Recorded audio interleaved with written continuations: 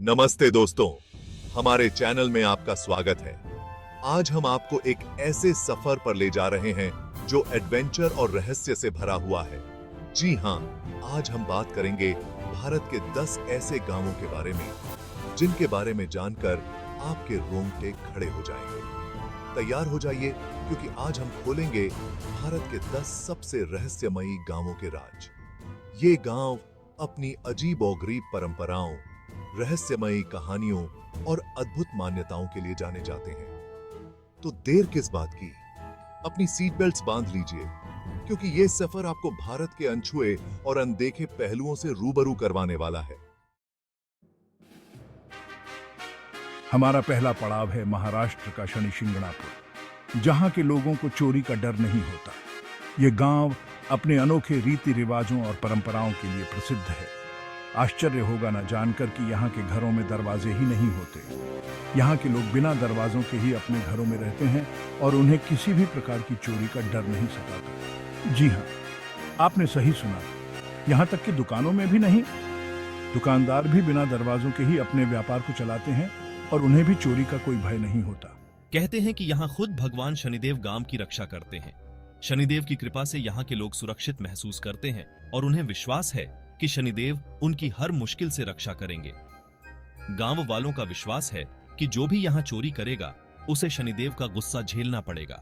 इस विश्वास के कारण यहाँ के लोग निडर होकर जीवन जीते हैं। इस अटूट विश्वास और आस्था के कारण शनि शिंगणापुर दुनिया भर के लोगों के लिए एक आश्चर्य और श्रद्धा का केंद्र बना हुआ है। यहाँ की अनोखी परंपराएं और रीति रिवाज लोगों को आकर्षित करते हैं। यहाँ हर साल लाखों श्रद्धालु आते हैं और शनिदेव का आशीर्वाद लेते हैं। वे यहाँ की शांति और सुरक्षा का अनुभव करने आते हैं और अपने जीवन में भी इस विश्वास को अपनाने की कोशिश करते हैं। अब आप सोच रहे होंगे कि क्या वाकई ऐसा होता है? क्या यह संभव है कि एक गांव बिना दरवाजों के सुरक्षित रह सके? क्या यहाँ वाकई चोरी नहीं होती? क्या यह विश्वास और आस्था ही इस गांव की सुरक्षा का राज है? तो दोस्तों, ये तो एक रहस्य है जिसका जवाब शायद आपको खुद शनि शिंगणापुर जाकर ही मिलेगा। इस गांव की यात्रा करके आप खुद इस अनोखे अनुभव का हिस्सा बन सकते हैं और जान सकते हैं कि यहाँ के लोग कैसे बिना डर के जीवन जीते हैं। अब चलते हैं मेघालय के एक अनोखे गांव कोंगठोंग, जिसे व्हिस्लिंग विलेज भी कहा जाता है। ये गांव अपनी अनोखी परंपरा और संस्कृति के लिए प्रसिद्ध है। यहाँ के लोग एक दूसरे से बात करने के लिए सीटी का इस्तेमाल करते हैं। जी हाँ, सीटी। यह परंपरा सदियों पुरानी है और आज भी जीवित है।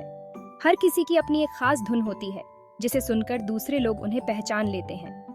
ये धुनें उनके नाम की तरह होती हैं, जो उनके व्यक्तित्व को दर्शाती हैं। कितना मजेदार है ना ये परंपरा न केवल संवाद का माध्यम है, बल्कि लोगों के बीच एक गहरा संबंध भी बनाती है।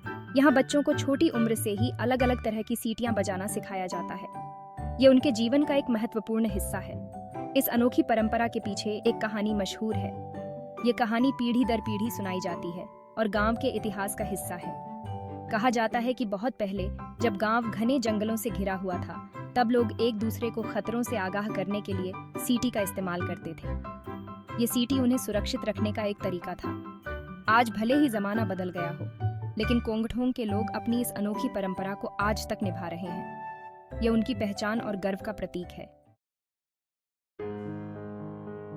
अब हम आए हैं कर्नाटक के एक ऐसे गांव में जहां समय मानो रुक सा गया है। यहाँ की हर गली, हर मोड़ पर आपको प्राचीन भारतीय संस्कृति की झलक मिलेगी। जी हाँ, ये है मत्तूर, जिसे भारत का संस्कृत गांव भी कहा जाता है। यह गांव अपनी अनोखी पहचान के लिए प्रसिद्ध है। यहाँ हर कोई संस्कृत में बात करता है, चाहे वो बच्चा हो, बूढ़ा हो या फिर जवान। संस्कृत यहाँ की जीवन शैली का अभिन्न हिस्सा है। यहाँ तक कि दुकानों और सरकारी दफ्तरों में भी कामकाज संस्कृत में ही होता है। हर साइन बोर्ड, हर नोटिस संस्कृत में लिखा हुआ मिलता है। मत्तूर हमें याद दिलाता है कि हमारी संस्कृति कितनी महान है और उसे जिंदा रखना कितना जरूरी है। यहाँ के सांस्कृतिक कार्यक्रमों में भाग लेकर आप इस संस्कृति की गहराई को महसूस कर सकते हैं। यहाँ आकर आपको ऐसा लगेगा जैसे आप किसी और ही दुनिया में आ गए हों, जहाँ हर तरफ सिर्फ संस्कृत की प्यारी सी ध्वनि ही गूंज रही है। यहाँ की शांति और सौम्यता आपको मंत्रमुग्ध कर देगी। अगर आपको भी संस्कृत से प्यार है या फिर आप भारत की पुरानी संस्कृति को नजदीक से देखना चाहते हैं, तो मत्तूर जरूर आइए। यहाँ की यात्रा आपको एक अद्वितीय अनुभव देगी जो आप जीवन भर याद रखेंगे।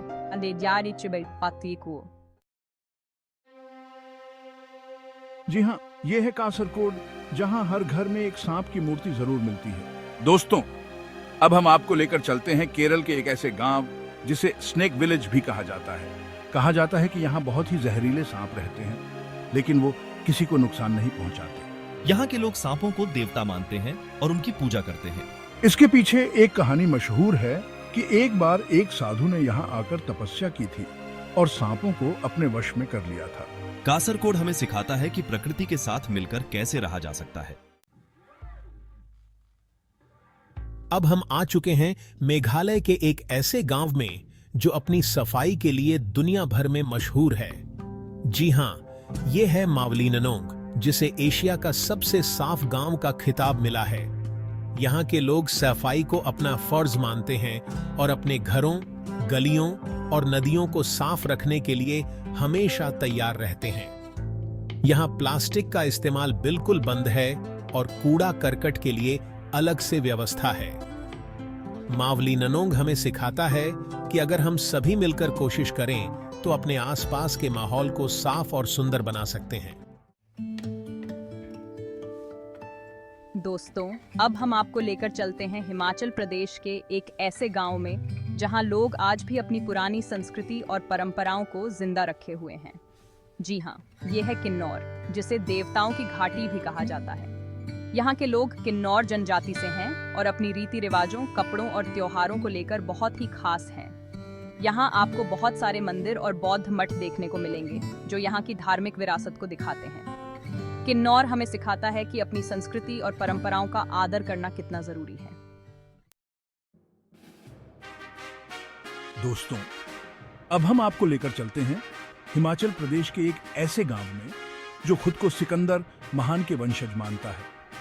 जी हाँ, यह है मलाना, जिसे भारत का सबसे पुराना लोकतंत्र भी कहा जाता है। यहाँ के लोग खुद को बाहरी दुनिया से अलग रखते हैं और अपने नियमों से ही अपनी जिंदगी जीते हैं। यहाँ बाहरी लोगों को आने की इजाजत नहीं है और यहाँ तक कि यहाँ के लोग भी बाहरी लोगों से दूर ही रहते हैं। मलाना हमें सिखाता है कि दुनिया में अभी भी ऐसी जगहें हैं जो अपनी पहचान और आजादी को बचाए रखना चाहते हैं। दोस्तों, अब हम आपको लेकर चलते हैं असम के एक ऐसे गांव में जिसे बर्ड सुसाइड पॉइंट भी कहा जाता है। जी हां, ये है जटिंगा, जहां हर साल बारिश के मौसम में सैकड़ों पंछी रहस्यमयी तरीके से अपनी जान दे देते हैं। इस अजीब घटना के पीछे क्या वजह है, ये आज तक एक रहस्य बना हुआ है। कुछ लोग मानते हैं कि यहाँ चुंबकीय शक्ति का असर होता है, तो कुछ कहते हैं कि पंछी रास्ता भटक जाते हैं और पेड़ों से टकराकर मर जाते हैं। जटिंगा हमें सिखाता है कि प्रकृति के भी कुछ ऐसे रहस्य हैं जिन्हें शायद हम कभी नहीं समझ पाएंगे। दोस्तों, अब हम आपको लेकर चलते हैं हिमाचल प्रदेश के एक ऐसे गांव में जो दुनिया के सबसे ऊंचाई पर बसा गांव माना जाता है। जी हां, यह है किब्बर, जो समुद्र तल से 14,511 फीट की ऊंचाई पर स्थित है। यहां पहुंचना आसान नहीं है, लेकिन यहां की खूबसूरती देखने लायक है। बर्फ से ढके पहाड़, हरी भरी घाटियां और साफ सुथरा वातावरण आपको अपना दीवाना बना लेगा। यहाँ के लोग बहुत ही सरल और प्यारे हैं और अपने मेहमानों का बहुत अच्छे से स्वागत करते हैं। किब्बर हमें सिखाता है कि मुश्किलों का सामना करके भी कैसे खुश रहा जा सकता है। मम्मी, इस आग को लाई है। दोस्तों, हमारे इस सफर का आखिरी पड़ाव है नागालैंड और मणिपुर की सीमा पर स्थित एक अनोखा गांव, लोंगवा। इस गांव की खासियत ये है कि ये आधा भारत में और आधा म्यांमार में है।